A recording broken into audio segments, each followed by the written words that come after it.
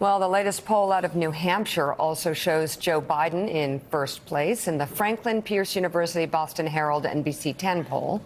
Biden has 26% support. Senator Bernie Sanders is next with 22%, followed by Warren with 18%, dropping 7 points since October. Both are statistically tied for second.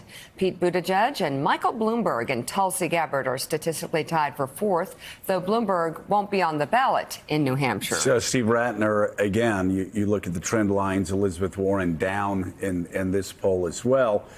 But Biden in first place in New Hampshire. This has come as a surprise. A few polls over the past week have shown Biden jumping into first place in both Iowa and New Hampshire, which, of course, if he were to win Iowa and New Hampshire, then, you know, let's just turn off the lights in the stadium. The game's over. He's going to sweep it all. Well, let me say a couple of things. That's a big if. First of all, we had the Des Moines Register poll a couple of days before that showed it was all neck and neck. Well, he's in fourth place, but sort of within the margin. Within the margin of error. I would say that within this sort of political cognoscenti world, I don't know anyone who's overly confident, let's put it that way, about Biden's chances, particularly in New Hampshire. I think they think New Hampshire is going to be a struggle for him. I think they think that if he can get out of there and maybe a decent second, they would consider that almost a victory, third or fourth, where he's polled in some other polls just a few weeks earlier would be a disaster. And I think Iowa is a really, really important state for Biden. Let me just say one thing about Warren and Sanders. So for whatever set of reasons, and some people are baffled by this, Warren clung to Sanders like a life preserver for the whole first part of this campaign. She would allow no daylight between the two of them on any position. And as you remember, whenever she was asked about Medicare for All, she said, well, I'm with Bernie, but she didn't really have a plan the way she had a plan for everything.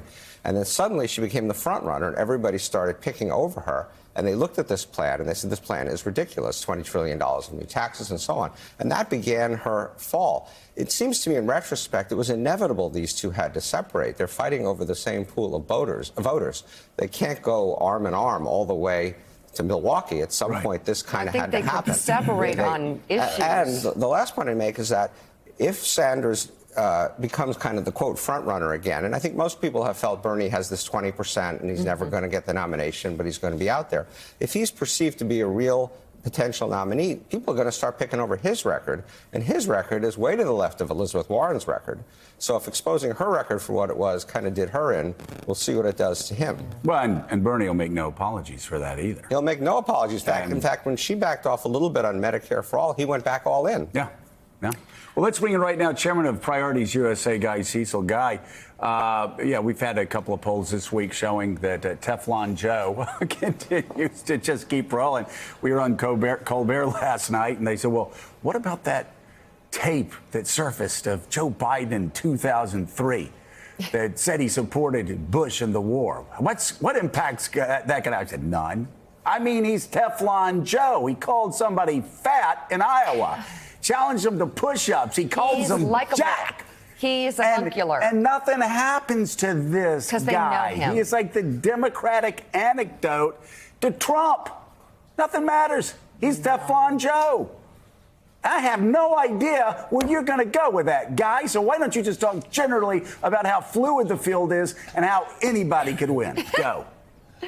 Well, Joe, the field is fluid, and anybody can win. Guy Cecil, Priorities USA. Thank you very much. On the way out, your parting gift, Rice Aroni, the San Francisco Treat, and Comeback Careers, Mika Brzezinski's new book. Now, so let's talk about the trend lines that you've seen over the past week, because that's really all we can look at. What's happened over the past 5, 6, 7 days? Yeah, well, first of all, I think if you look at the Iowa polls that have been coming out, if you just look at Monmouth, for example, one of the most interesting things there is that the sort of self-identified moderate candidates, Biden, Buttigieg, Klobuchar, are at 49% of the vote.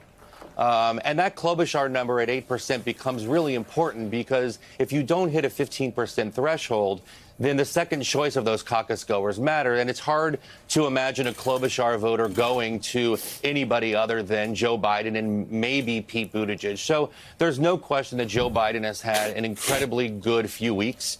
There's no question that the spat between Elizabeth Warren and Bernie Sanders is good for two people, Joe Biden and Donald Trump. And so if he can somehow manage to win even one of the first two states, it puts him in an incredibly strong position going into the Super Tuesday states. And again, the biggest loser of Joe Biden winning first or second in each of the four first states would be Mike Bloomberg, because at that point, I think most of the party would rally around Biden as the presumptive nominee. Thanks for checking out MSNBC on YouTube, and make sure you subscribe to stay up to date on the day's biggest stories. And you can click on any of the videos around us to watch more from Morning Joe and MSNBC. Thanks so much for watching.